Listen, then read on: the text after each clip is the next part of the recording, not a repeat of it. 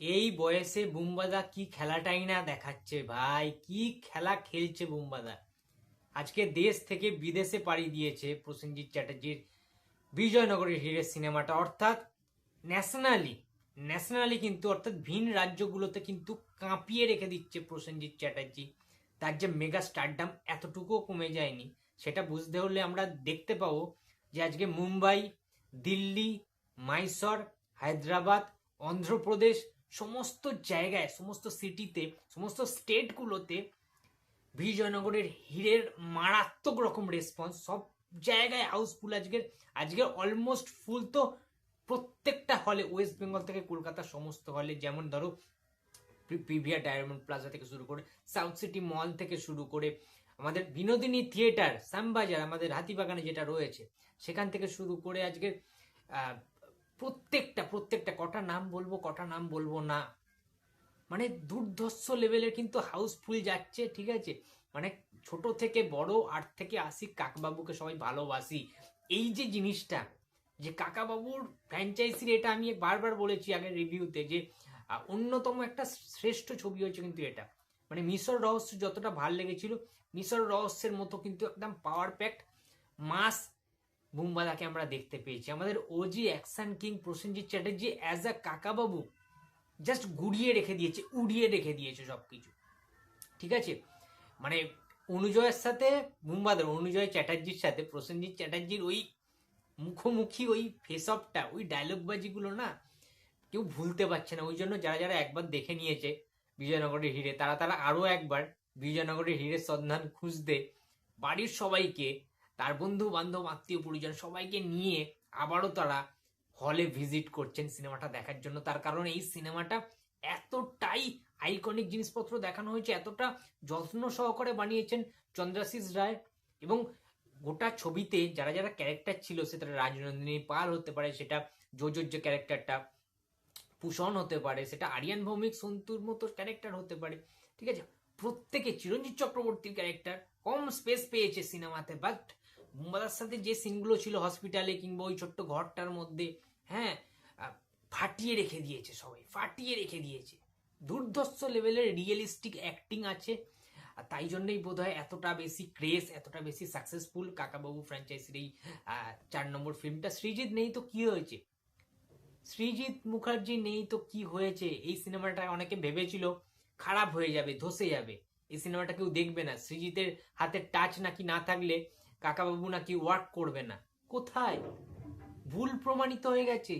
সৃজিত মুখার্জি ছাড়াও এখন যে ধরেছে ব্যাটেলটা, যেটা ধরেছে, ঠিক আছে, দুর্ধর্ষ লেভেলে কিন্তু কাজ করেছে চন্দ্রাশিস রায়। আমি বারবার বলি, কৌশিক গাঙ্গুলির শিষ্য কিন্তু, আমাদের যে জাতীয় পুরস্কারপ্রাপ্ত পরিচালক কৌশিক গাঙ্গুলি, তার শিষ্য হচ্ছে চন্দ্রাশিস রয়। সুতরাং তার মধ্যেও অনেক বেশি ট্যালেন্ট কিন্তু রয়েছে তার ভেতরে।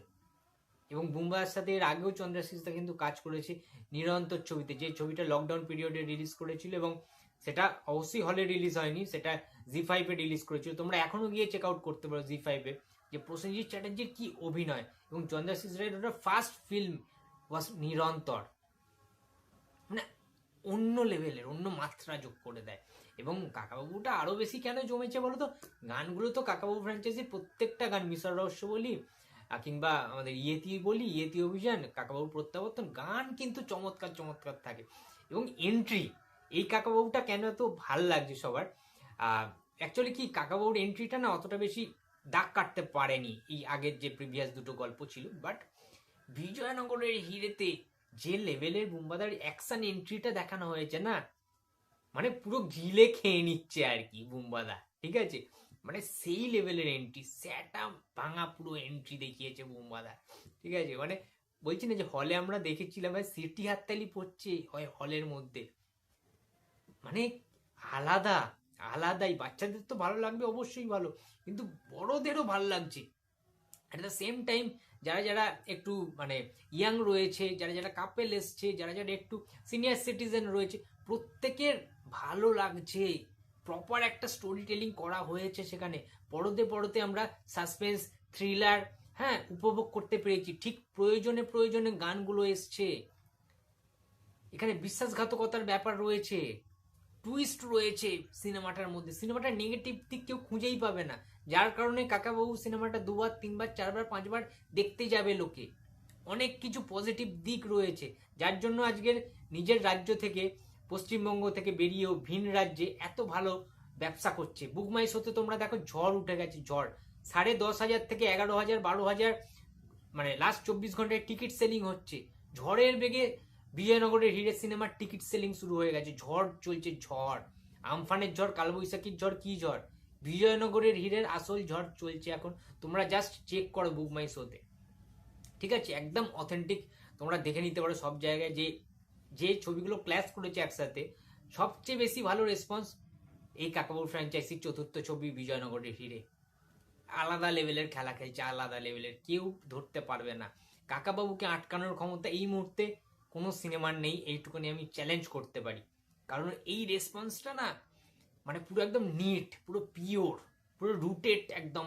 এখানে কোনো রকম জল মেশানো ভেজাল কিছু নেই। তবে কিছু প্রোডাকশন ভেজাল চেষ্টা করছে, সেটা নিয়ে আমি আগামীকাল নিশ্চয়ই ভিডিও বানাবো। আরও দুটো ছবি দেখে এসেছি, সেটারও রিভিউ করবো। খুবই টায়ার্ড আজকে, তাই কালকে অবশ্যই রিভিউ করব।